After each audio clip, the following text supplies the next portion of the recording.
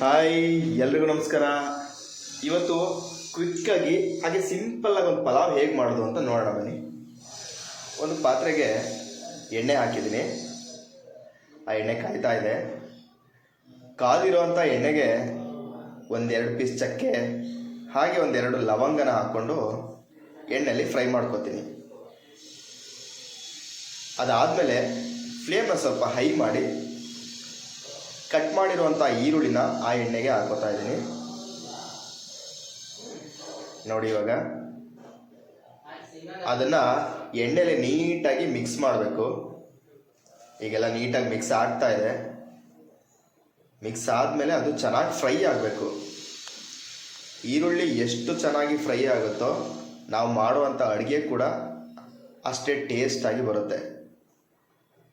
So normal ಈರುಳ್ಳಿ ಸ್ವಲ್ಪ ಕೆಂಪಗಾಗಬೇಕು. ಆ ಕೆಂಪಗಾಗೋವರೆಗೂ ನಾವು ಈರುಳ್ಳಿನ ಫ್ರೈ ಮಾಡ್ಕೊತಾ ಇರಬೇಕು.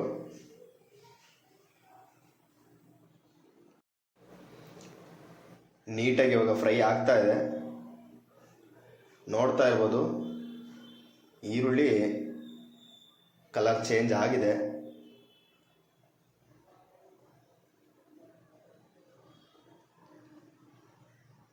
ಚೆನ್ನಾಗಿ ಫ್ರೈ ಆಗಿದೆ. ಈಗ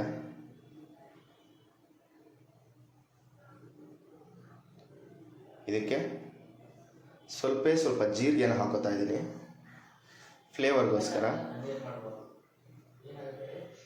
ಮತ್ತೆ ಇದನ್ನು ಮಿಕ್ಸ್ ಮಾಡ್ತಾ ಇದ್ದೀನಿ. ಚೆನ್ನಾಗಿ ಫ್ರೈ ಆಗಿದೆ.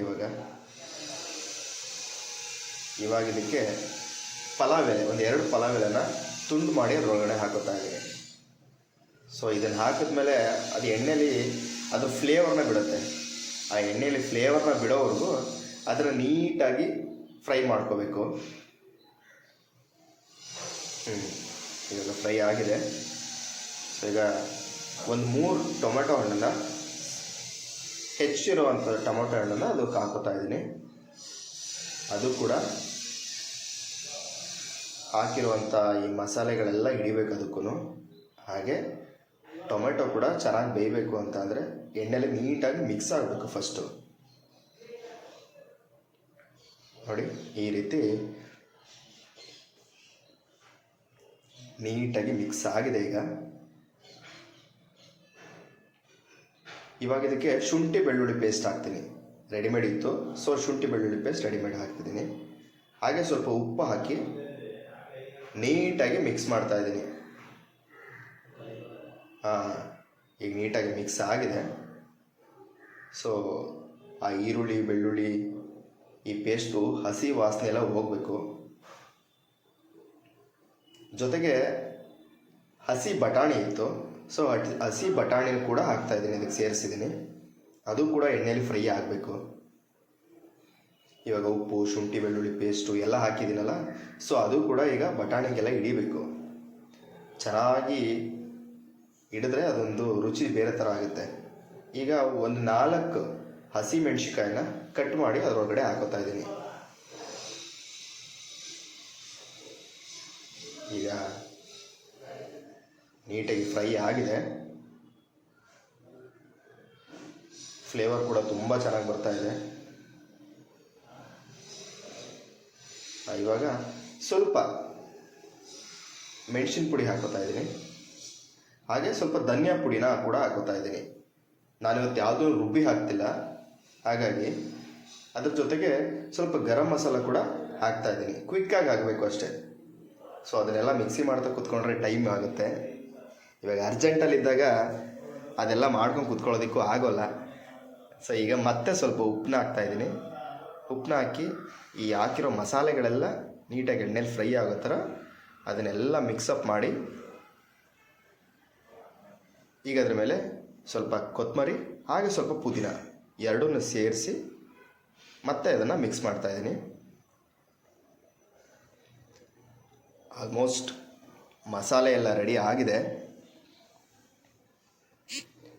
ಈಗ ಸ್ವಲ್ಪ ಕಸ್ತೂರಿ ಮೇಥಿನ ಅದರ ಮೇಲ್ಗಡೆ ಹಾಕಿ ಮತ್ತೆ ಇನ್ನೊಂದು ಸಲ ಕೈ ಆಡಿಸ್ಕೊತೀನಿ.